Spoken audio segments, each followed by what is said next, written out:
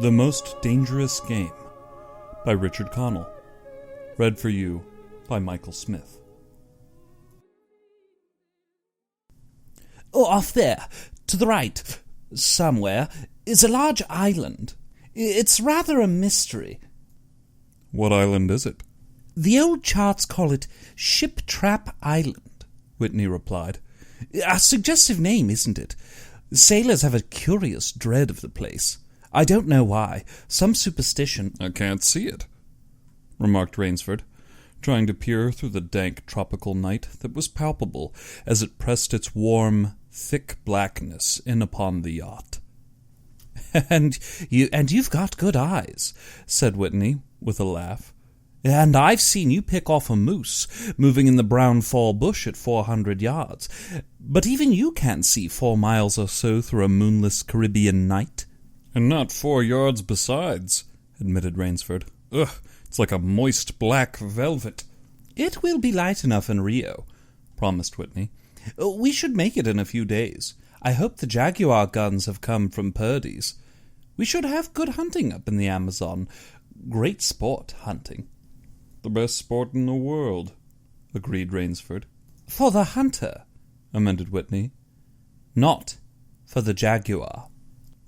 Don't talk rot, Whitney. You're a big game hunter, not a philosopher. Who cares how a jaguar feels? Perhaps the Jaguar does. Ah, they've no understanding. Even so, I think, rather, they understand one thing. Fear. The fear of pain and the fear of death. This hot weather is making you soft, Whitney. Be a realist. The world is made up of 2 classes, the hunter and the hunted. Luckily, you and I are hunters. Do you think we've passed that island yet? I can't quite tell in the dark. I hope so. Why? This place has a reputation. A bad one. Cannibals? Hardly. Even cannibals wouldn't live in such a god-forsaken place. But it's gotten into sailor lore, somehow. Didn't you notice that the crew's nerves seemed a bit jumpy today? They were a bit strange, now you mention it. Even Captain Nielsen. Yes, even that tough-minded old Swede, who'd go up to the devil himself and ask him for a light. Those fishy blue eyes held a look I never saw there before. All I could get out of him was, "This place has an evil name among seafaring men, sir." And then he said to me, very gravely, "Don't you feel anything?" As if the air about us was actually poisonous. Now, you mustn't laugh when I tell you this. I did feel something like a sudden chill. And before you ask, there was no breeze. The sea was as flat as a plate glass window. We were drawing near the island then. What I felt was a mental chill, a sort of sudden dread. Pure imagination. Just one superstitious sailor can taint the whole ship's company with his fear. Maybe, but sometimes I think sailors have an extra sense that tells them when they are in danger. Sometimes I think evil is a tangible thing, with wavelengths, just as sound and light have. An evil place can, so to speak, broadcast the very vibrations of evil. Anyhow, I'm glad we're getting out of this zone. Well, I think I'll turn in now, Rainsford. I'm not sleepy just yet. I'm going to go smoke another pipe up on the afterdeck. Good night, then, Rainsford. See you at breakfast. Right. Good night, Whitney. There was no sound in the night as Rainsford sat there but the muffled throb of the engine that drove the yacht swiftly through the darkness, and the swish and ripple of the wash of the propeller. Rainsford, reclining in a steamer chair, indolently puffed on his favorite Briere. The sensuous drowsiness of the night was on him. It's so dark. I could sleep without closing my eyes. The night itself would be my eyelid. An abrupt sound startled him. Off to the right he heard it, and his ears, expert in such matters, could not be mistaken. Again he heard the sound. And again. Somewhere, off in the blackness, someone had fired a gun 3 times. Rainsford sprang up and moved quickly to the rail, mystified. He strained his eyes in the direction from which the reports had come, but it was like trying to see through a blanket. He leapt upon the rail and balanced himself there, to get greater elevation. His pipe, striking a rope, was knocked from his mouth. He lunged for it. A short, hoarse cry came from his lips as he realized he had reached too far and had lost his balance. The cry was pinched off short as the blood-warm waters of the Caribbean Sea doused over his head. He struggled up to the surface and tried to cry out, but the wash from the speeding yacht slapped him in the face, and the salt water in his open mouth made him gag and strangle. Desperately, he struck out with strong strokes after the receding lights of the yacht, but stopped before he had swum 50 feet. A certain cool-headedness had come to him. It was not the first time he had been in a tight place. There was a chance that his cries could be heard by someone aboard the yacht, but that chance was slender, and grew more slender as the yacht raced on. He wrestled himself out of his clothes and shouted with all his power. The lights of the yacht became faint and ever-vanishing fireflies, and then they were blotted out entirely by the night. Rainsford remembered the shots. They had come from the right, and doggedly he swam in that direction, swimming with slow, deliberate strokes, conserving his strength. For a seemingly endless time he fought the sea. He began to count his strokes. He could do possibly 100 more, and then Rainsford heard a sound. It came out of the darkness, a high, screaming sound, the sound of an animal in an extremity of anguish and terror.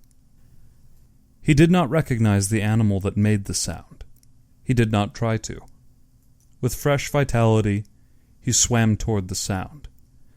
He heard it again, and then it was cut short by another noise, crisp, staccato. "Pistol shot," muttered Rainsford, swimming on. 10 minutes of determined effort brought another sound to his ears, the most welcome he had ever heard, the muttering and growling of the sea, breaking on a rocky shore. He was almost on the rocks before he saw them. On a night less calm, he would have been shattered against them. With his remaining strength, he dragged himself up from the swirling waters. Jagged crags appeared to jut up into the opaqueness. He forced himself upward, hand over hand. Gasping, his hands raw, he reached a flat place at the top. Dense jungle came down to the very edge of the cliffs. What perils that tangle of trees and underbrush might hold for him did not concern Rainsford just then. All he knew was that he was safe from his enemy, the sea, and that utter weariness was on him. He flung himself down at the jungle edge and tumbled headlong into the deepest sleep of his life. When he opened his eyes, he knew from the position of the sun that it was late in the afternoon. Sleep had given him new vigor. A sharp hunger was picking at him. He looked about him, almost cheerfully. Where there are pistol shots, there are men. And where there are men, there is food, he thought. But what kind of men, he wondered, in so forbidding a place? An unbroken front of snarled and ragged jungle fringed the shore. He saw no sign of a trail through the closely knit web of weeds and trees. It was easier to go along the shore, and Rainsford floundered along by the water. Not far from where he landed, he stopped. Some wounded thing, by the evidence a large animal, had thrashed about in the underbrush. The jungle weeds were crushed down and the moss was lacerated. One patch of weeds was stained crimson. A small, glittering object not far away caught Rainsford's eye, and he picked it up. It was an empty cartridge. A .22, he remarked. "That's odd. Must have been a fairly large animal, too. The hunter had his nerve with him to tackle it with such a light gun. It's clear that the brute put up a fight. I suppose the first 3 shots I heard was when the hunter flushed his quarry and wounded it. The last shot, I suppose, was when he trailed it here and finished it." He examined the ground closely and found what he had been hoping to find: the print of hunting boots. They pointed along the cliff in a direction he had been going. Eagerly he hurried along, now slipping on a rotten log or a loose stone, but making headway. Night was beginning to settle down on the island. Bleak darkness was blacking out the sea and jungle when Rainsford sighted the lights. He came upon them as he turned a crook in the coastline, and his first thought was that he had come upon a village, for there were many lights. But as he forged along, he saw to his great astonishment that all the lights were in one enormous building, a lofty structure with pointed towers plunging upward into the gloom. His eyes made out the shadowy outlines of a palatial chateau. It was set on a high bluff, and on 3 sides of it cliffs dived down to where the sea licked greedy lips in the shadows. "It's a mirage," thought Rainsford. But it was no mirage, he found, when he opened the tall, spiked iron gate. The stone steps were real enough. The massive door with a leering gargoyle for a knocker was real enough. Yet, above it all hung an air of unreality. He lifted the knocker, and it creaked up stiffly, as if it had never before been used. He let it fall, and it startled him with its booming loudness. He thought he heard steps within. The door remained closed. Again, Rainsford lifted the heavy knocker and let it fall. The door opened then, opened as suddenly as if it were on a spring, and Rainsford stood blinking in the river of glaring cold light that poured out. The first thing Rainsford's eyes discerned was the largest man he had ever seen, a gigantic creature, solidly made and black-bearded to the waist. In his hand the man held a long-barreled revolver, and he was pointing it straight at Rainsford's heart. Out of the snarl of beard, 2 small eyes regarded Rainsford. "Don't be alarmed," said Rainsford, with a smile he hoped was disarming. "I'm no robber. I fell off a yacht. My name is Sanger Rainsford of New York City." The menacing look in the eyes did not change. The revolver was pointing as rigidly as if the giant were a statue. He gave no sign that he understood Rainsford's words, or that he'd even heard them. He was dressed in uniform, a black uniform, trimmed with a gray astrakhan. "I'm Sanger Rainsford of New York," Rainsford began again. "I fell off a yacht, and I'm very hungry." The man's only answer was to raise with his thumb the hammer of his revolver. Then Rainsford saw the man's hand go free to his forehead in a military salute, and then saw him click his heels together and stand at attention. Another man was coming down the broad marble steps, an erect, slender man in evening clothes. He advanced to Rainsford and held out his hand. In a cultivated voice, marked by a slight accent that gave it added precision and deliberateness, he said, "It is a very great pleasure and honor to welcome Mr. Sanger Rainsford, the celebrated hunter, to my home." Automatically, Rainsford shook the man's hand. "I've read your book about hunting snow leopards in Tibet, you see. I am General Zaroff."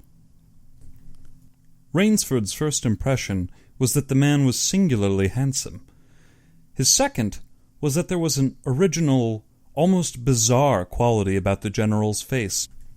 He was a tall man, past middle age, for his hair was a vivid white, but his thick eyebrows and pointed military mustache were as black as the night from which Rainsford had come. His eyes, too, were very black and very bright. He had high cheekbones, a sharp-cut nose, a spare, dark face. the face of a man used to giving orders, the face of an aristocrat. Turning to the giant in uniform, the general made a sign. The giant put away his pistol, saluted, withdrew. "Ivan is an incredibly strong fellow," remarked the general. "But he has the misfortune to be deaf and dumb. A simple fellow, but, I'm afraid, like all his race, a bit of a savage." "Is he Russian?" "He is a Cossack," said the general, and his smile showed red lips and pointed teeth. "So am I." "Come, we should not be chatting here. We can talk later. Now you want clothes, food, and rest. You shall have them. This is a most restful spot." Ivan had reappeared, and the general spoke to him with lips that moved, but gave forth no sound. "Follow Ivan, if you please, Mr. Rainsford. I was about to have my dinner when you came. I'll wait for you. You will find that my clothes fit you, I think."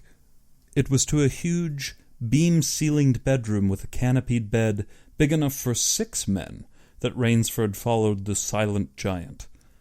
Ivan laid out an evening suit, and Rainsford, as he put it on, noticed that it came from a London tailor who ordinarily cut and sewed for none below the rank of duke.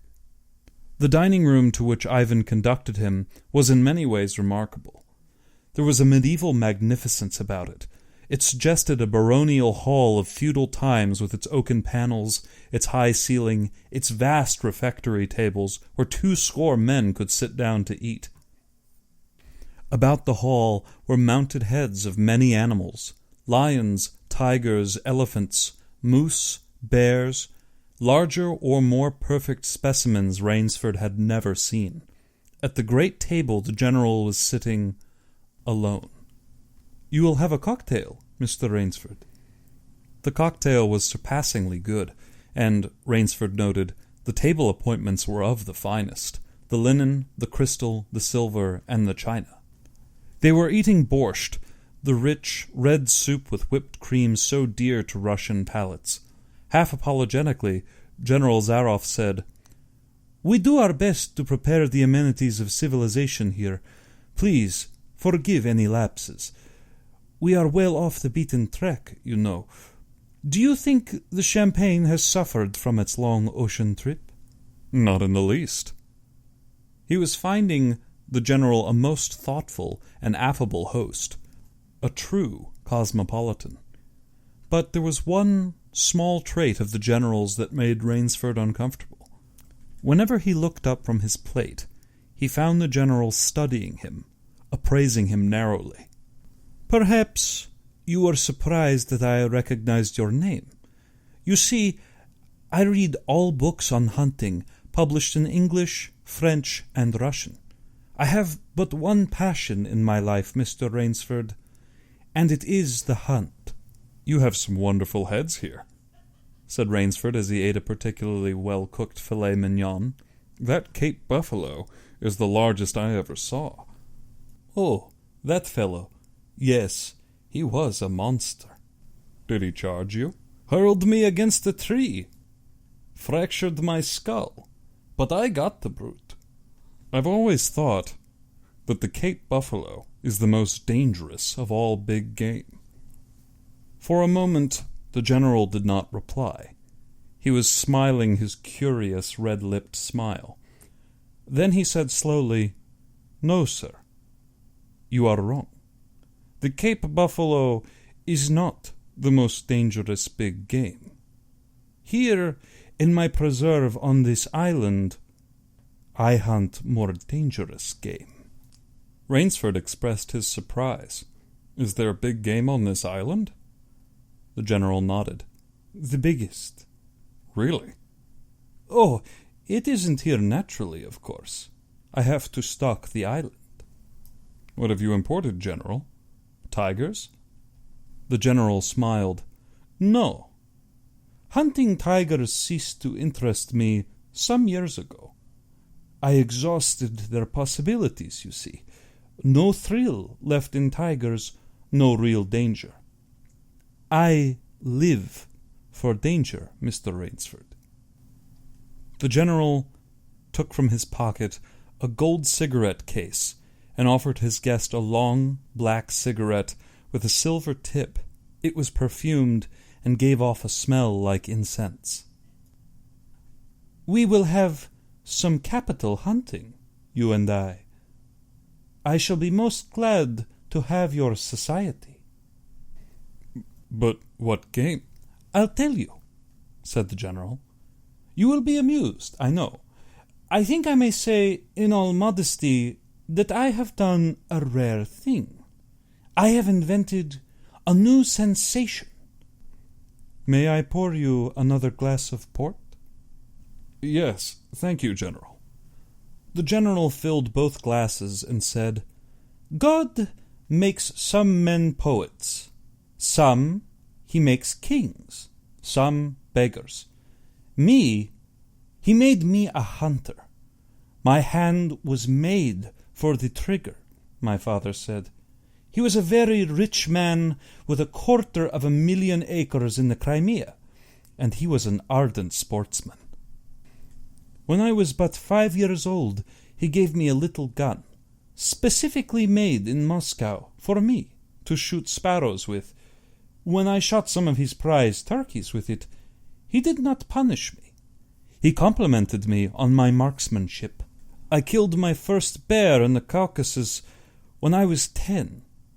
My whole life has been one prolonged hunt. I went into the army.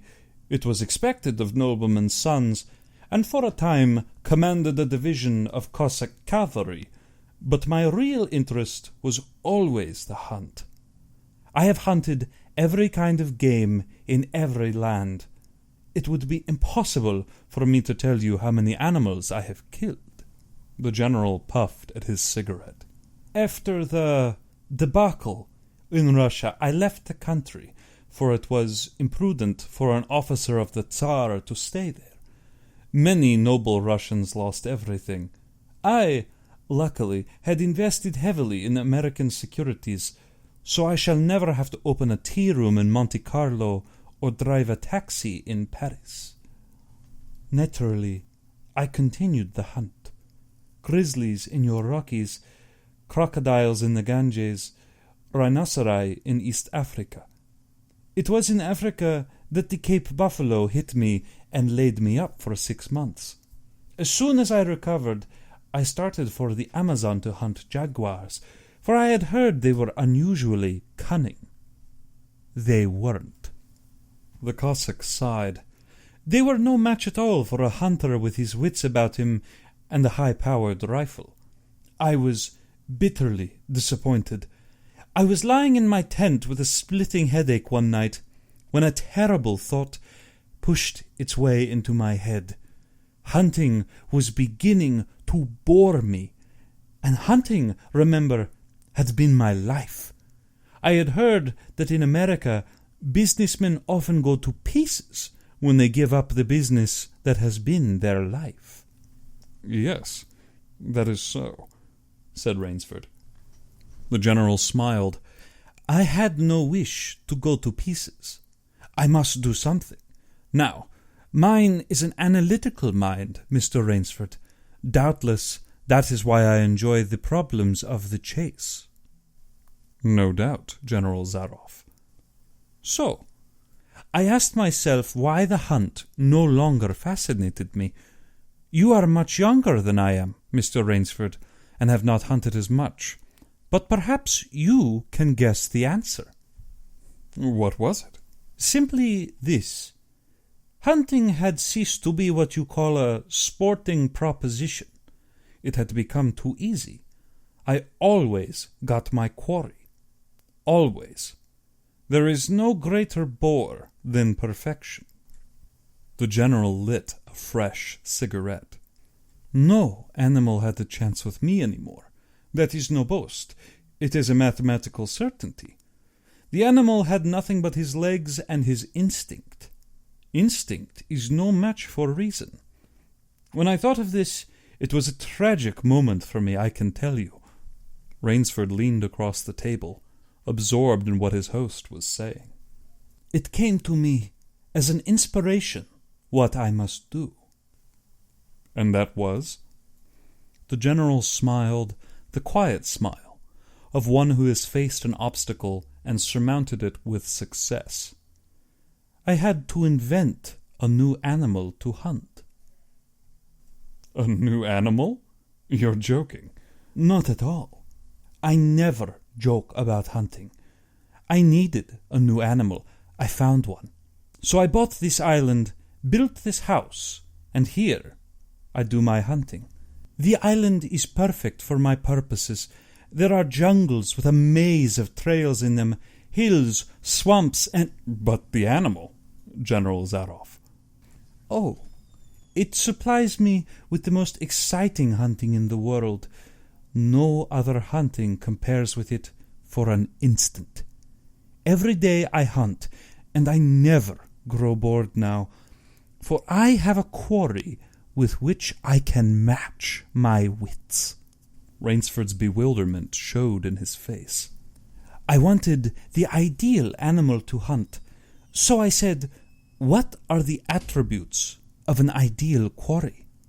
And the answer was, of course, it must have courage, cunning, and above all, it must be able to reason. But, General, no animal can reason. My dear fellow, there is one that can. But you can't mean... And why not? I cannot believe you are serious, General. This is a grisly joke. Why should I not be serious? I am speaking of hunting. Hunting? Great guns, General Zaroff. What you speak of is murder. The general laughed with entire good nature. He regarded Rainsford quizzically. I refuse to believe that so modern and civilized a young man as you seem to harbor romantic ideas about the value of human life.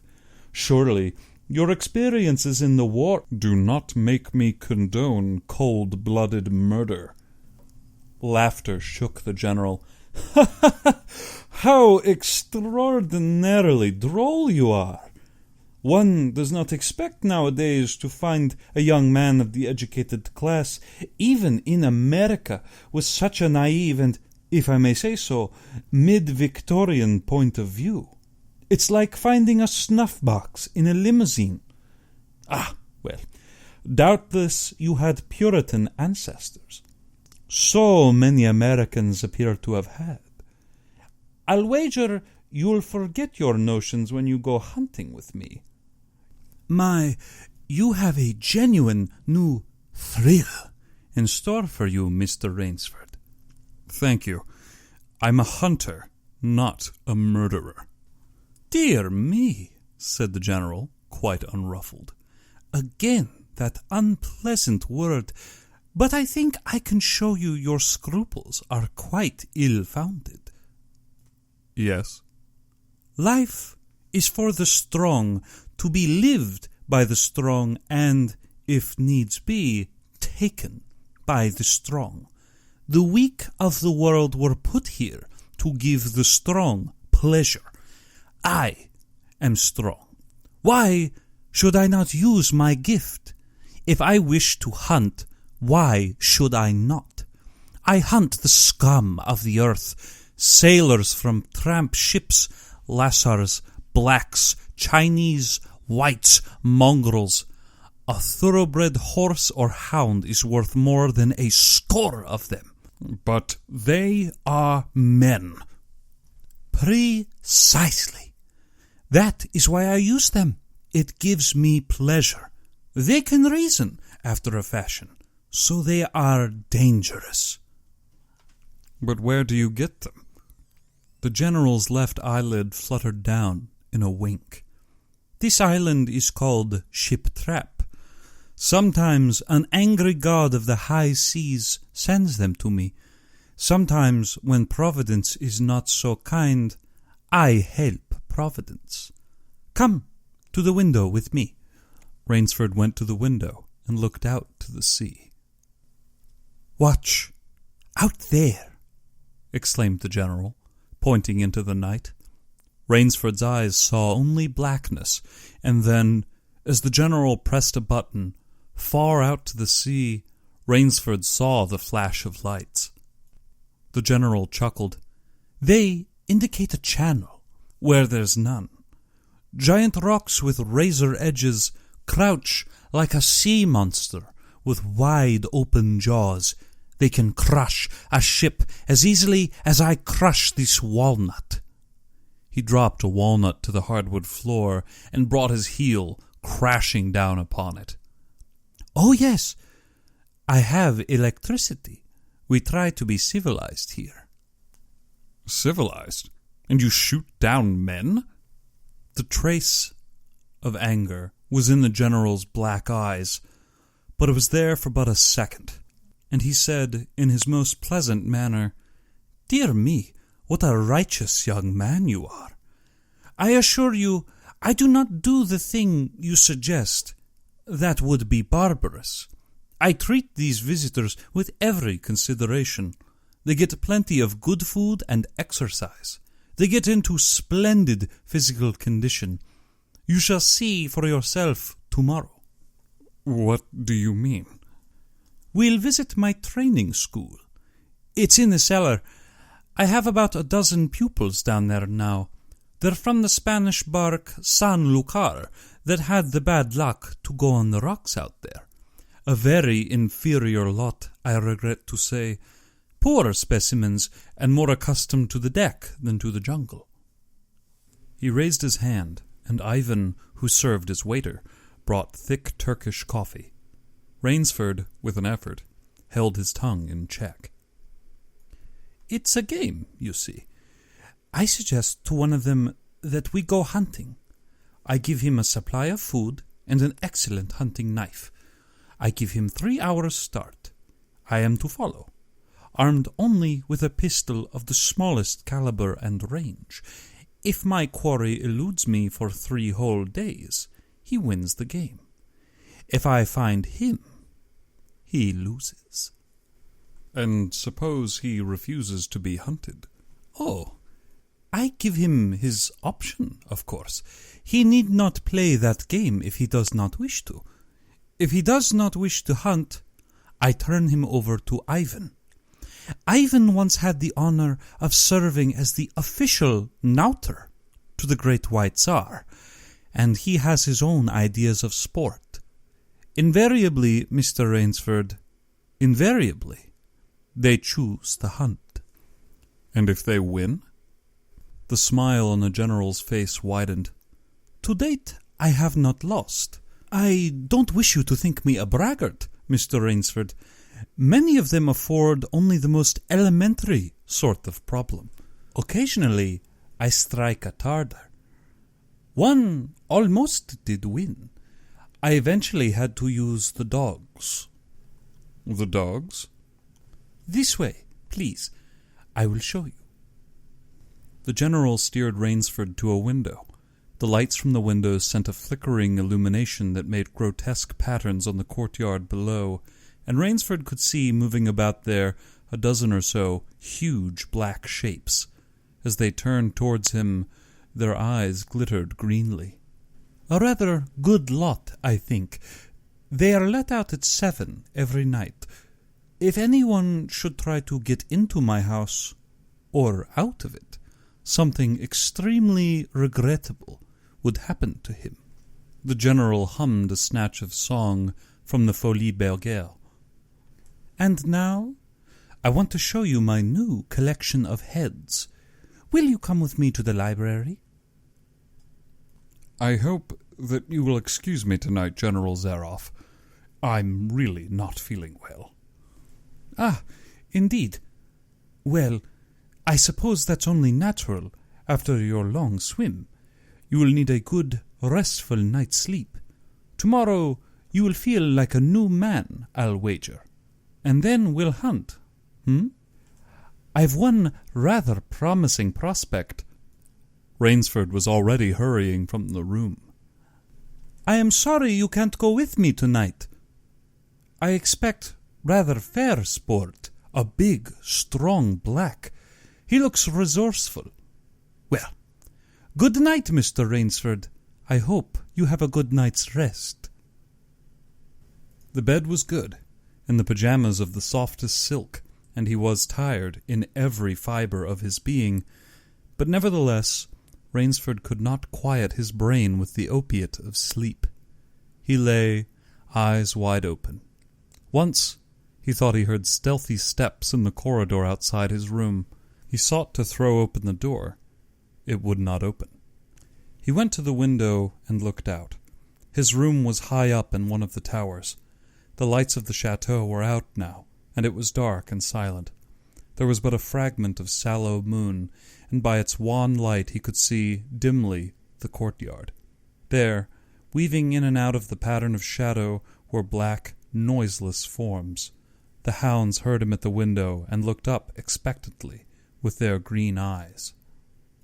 Rainsford went back to the bed and lay down. By many methods he tried to put himself to sleep. He had achieved a doze when, just about as the morning began, he heard off, far in the jungle, the faint report of a pistol. General Zaroff did not appear until lunch. He was dressed faultlessly in the tweeds of a country squire, and he was solicitous about the state of Rainsford's health. As for me, I do not feel so well. I am worried, Mr. Rainsford. Last night I detected traces of my old complaint. To Rainsford's questioning glance, the general said, Ennui, boredom. Then, taking a second helping of crepes Suzette, the general explained, The hunting was not good last night. The fellow lost his head. He made a straight trail that offered no problems at all. That's the trouble with these sailors. They have dull brains to begin with, and they do not know how to get about in the woods. They do excessively stupid and obvious things. It is most annoying. Will you have another glass of Chablis, Mr. Rainsford? General, I wish to leave this island at once. The general raised his thickets of eyebrows and seemed hurt. But, my dear fellow, you've only just come. You've had no hunting. I wish to go today. Rainsford saw the dead black eyes of the general on him, studying him. General Zaroff's face suddenly brightened. He filled Rainsford's glass with venerable Chablis from the dusty bottle. Tonight we will hunt. You and I. No, General. I will not hunt. The general shrugged his shoulders and delicately ate a hothouse grape. As you wish, my friend. The choice rests entirely with you. But may I not venture to suggest that you will find my idea of sport more diverting than Ivan's? He nodded to the corner where the giant stood, scowling, his thick arms crossed on his hogshead of a chest.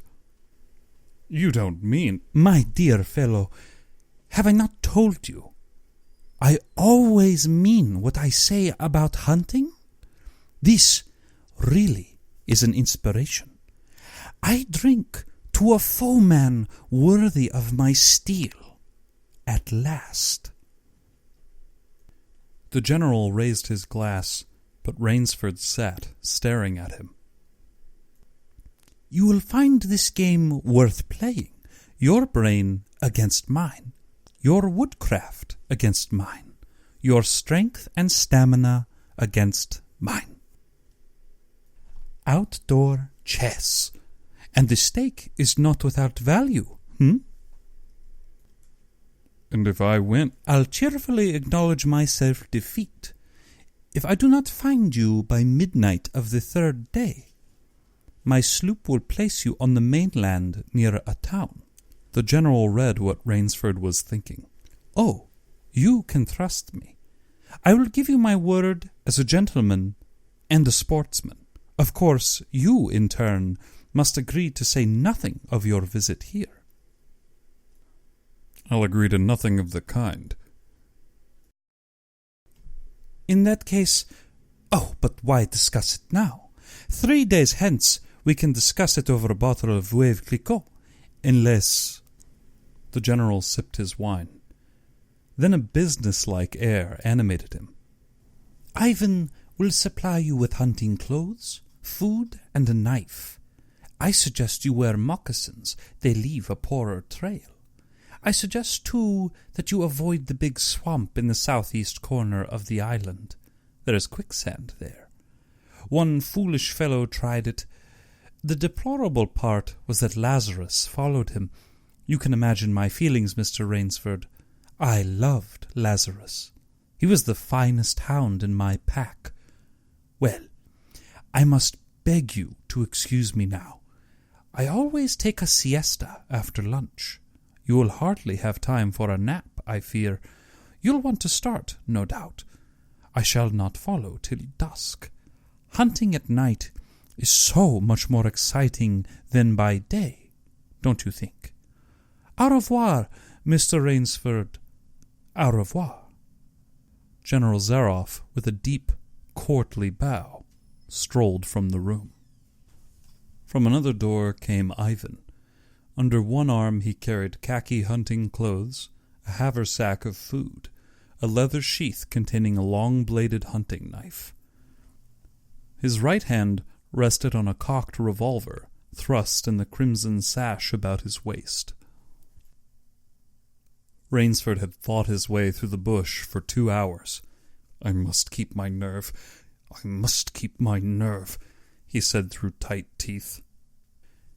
He had not been entirely clear-headed when the chateau gates snapped shut behind him. His whole idea at first was to put distance between himself and General Zaroff, and, to this end, he had plunged along, spurred on by the sharp rowers of something very like panic.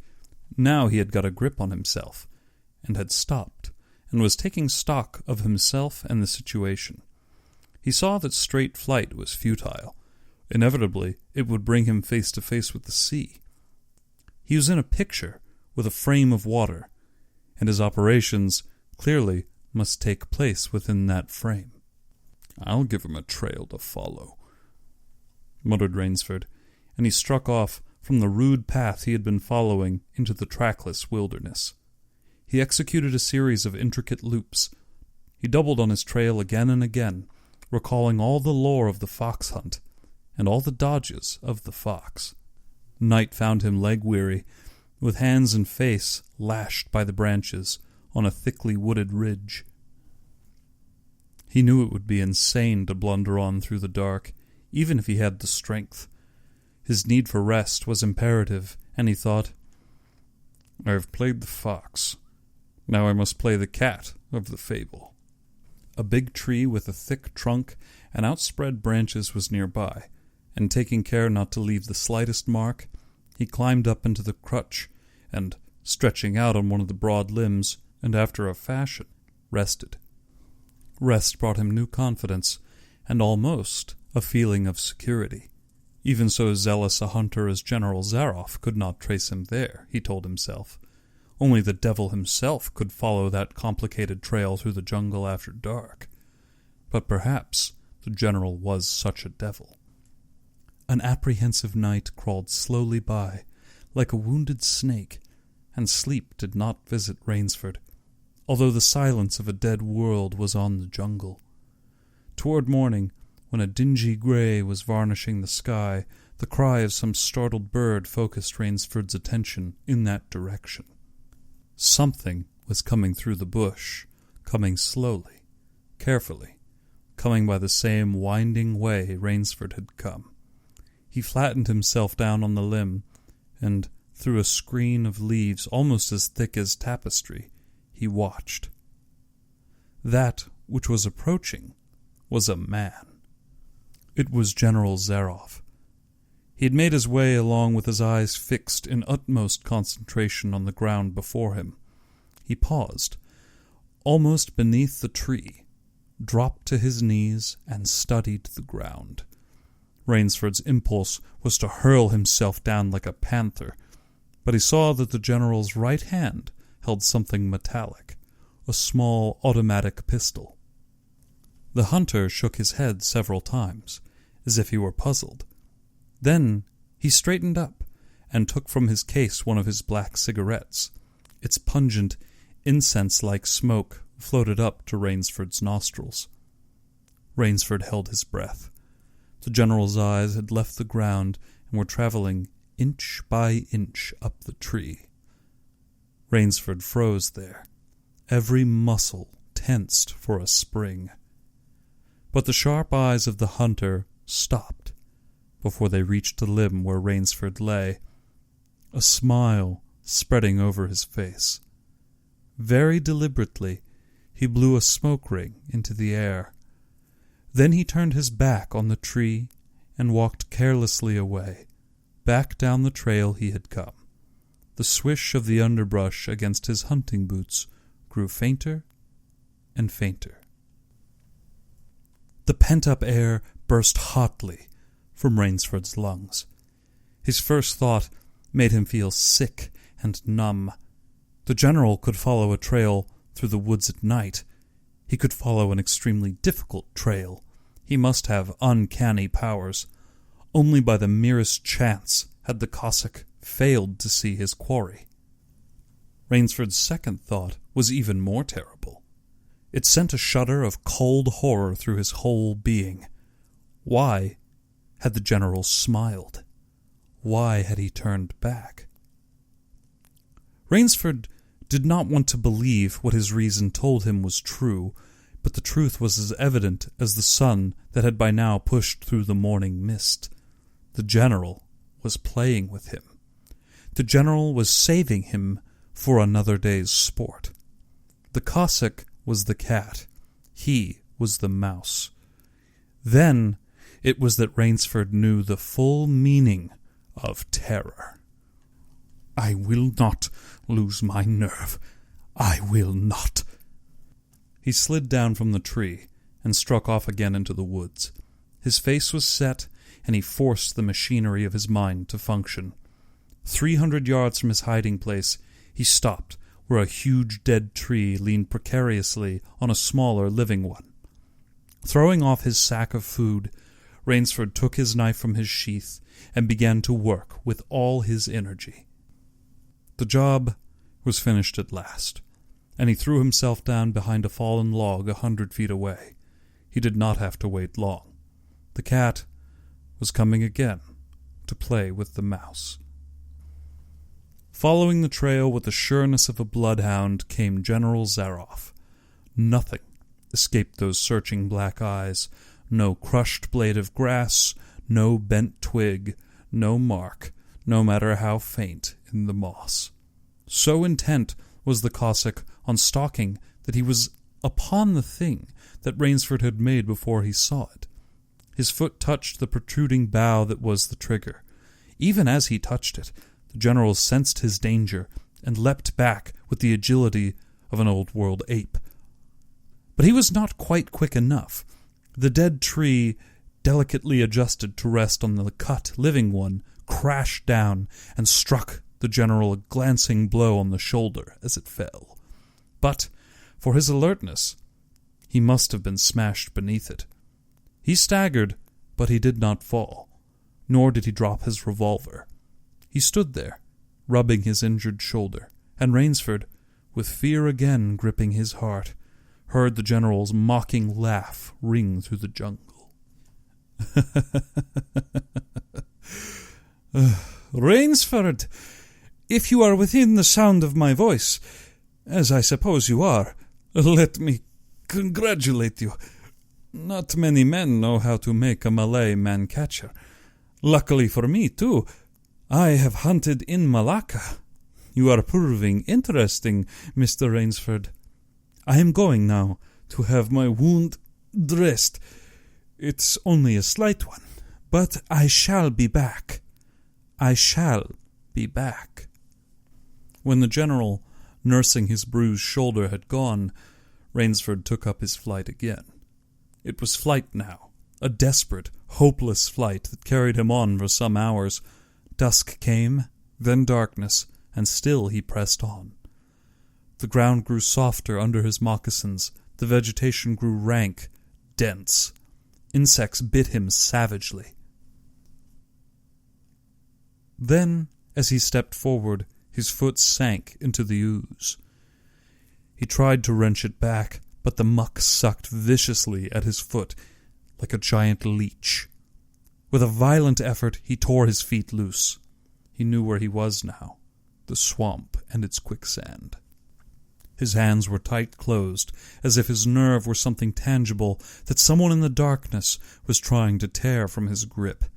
The softness of the earth had given him an idea. He stepped back from the quicksand a dozen feet or so, and, like a huge, prehistoric beaver, had begun to dig. Rainsford had dug himself in France, when a second's delay meant death. That had been a placid pastime compared to his digging now. The pit grew deeper. When it was above his shoulders, he climbed out and from some hard saplings cut stakes and sharpened them to a fine point. These stakes he planted in the bottom of the pit, with the points sticking up. With flying fingers, he wove a rough carpet of weeds and branches, and with it he covered the mouth of the pit. Then, wet with sweat and aching with tiredness, he crouched behind the stump of a lightning-charred tree. He knew his pursuer was coming. He heard the padding sound of feet on the soft earth, and the night breeze brought him the perfume of the General's cigarette. It seemed to Rainsford that the General was coming with unusual swiftness. He was not feeling his way along foot by foot.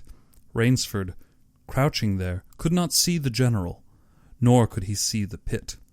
He lived a year in a minute.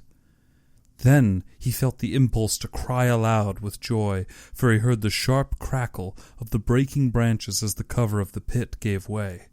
He heard the sharp scream of pain as the pointed stakes found their mark. He leapt up from his place of concealment. Then he cowered back. 3 feet from the pit, a man was standing, an electric torch in his hand. "You've done well, again, Rainsford. Your Burmese tiger pit has claimed one of my best dogs. Again you score. Mr. Rainsford, I will see what you can do against my whole pack. I'm going home to rest now. Thank you for a most amusing evening." At daybreak, Rainsford, lying near the swamp, was awakened by a sound that made him know that he had new things to learn about fear. It was a distant sound, faint and wavering, but he heard it. It was the baying of a pack of hounds. Rainsford knew he could do one of 2 things. He could stay where he was and wait. That was suicide. He could flee. That was postponing the inevitable. For a moment he stood there, thinking. An idea that held a wild chance came to him, and, tightening his belt, he headed away from the swamp. The baying of the hounds drew nearer, then still nearer, nearer, ever nearer. On a ridge, Rainsford climbed a tree. Down a watercourse, not a quarter of a mile away, he could see the bush moving. Straining his eyes, he saw the lean figure of General Zaroff. Just ahead of him, Rainsford could make another figure, whose wide shoulders surged through the tall jungle weeds. It was the giant, Ivan, and he seemed pulled forward by some unseen force. Rainsford knew that Ivan must be holding the pack in leash. They would be on him any minute now. His mind worked frantically. He thought of a native trick he had learned in Uganda. He slid down a tree. He caught hold of a springy young sapling, and to it he fastened his hunting knife, with the blade pointing down the trail. And with a bit of wild grapevine he had tied it back. Then he ran for his life. The hounds raised their voices as they hit the fresh scent. Rainsford knew, now, how an animal at bay feels. He had to stop to get his breath. The baying of the hounds stopped abruptly, and Rainsford's heart stopped too. They must have reached the knife. He shinned excitedly up a tree and looked back. His pursuers had stopped. But the hope that was in Rainsford's brain when he climbed died, for he saw in the shallow valley that General Zaroff was still on his feet. But Ivan was not. The knife, driven by the recoil of the springing tree, had not wholly failed. Rainsford had hardly tumbled to the ground when the pack took up the cry again. "Nerve, nerve, nerve," he panted as he dashed along. A blue gap showed between the trees dead ahead. Ever nearer drew the hounds. Rainsford forced himself on toward that gap, and he reached it. It was the shore of the sea. Across a cove he could see the gloomy grey stone of the chateau. 20 feet below him the sea rumbled and hissed. Rainsford hesitated. He heard the hounds, and then he leapt, far out into the sea. When the general and his pack reached the place by the sea, the Cossack stopped. For some minutes he stood regarding the blue-green expanse of water. He shrugged his shoulders. He sat down, took a drink of brandy from a silver flask, lit a cigarette, and hummed a bit from Madame Butterfly. General Zaroff had an exceedingly good dinner in his great panelled dining hall that evening. With it he had a bottle of Paul Roger and a half-bottle of Chambertin. It was 2 slight annoyances that kept him from perfect enjoyment. One was the thought that it would be difficult to replace Ivan. The other was that his quarry had escaped him. Of course, the American hadn't played the game, so thought the general as he tasted his after-dinner liqueur. In his library he read, to soothe himself, from the works of Marcus Aurelius. At 10 he went up to his bedroom. He was deliciously tired, he said to himself, as he locked himself in his room. There was a little moonlight, so before turning on his light, he went to the window and looked down at the courtyard. He could see the great hounds, and he called, "Better luck next time." Then he switched on the light. A man, who had been hiding in the curtains of the bed, was standing there. "Rainsford! How in God's name did you get here?" "Swam. I found it quicker than walking through the jungle." The general sucked in his breath and smiled. "I congratulate you. You have won the game." Rainsford did not smile. "I am still a beast at bay. Get ready, General Zaroff." The general made one of his deepest bows. "I see. Splendid. One of us is to furnish a repast for the hounds. The other will sleep in this very excellent bed. On guard, Rainsford."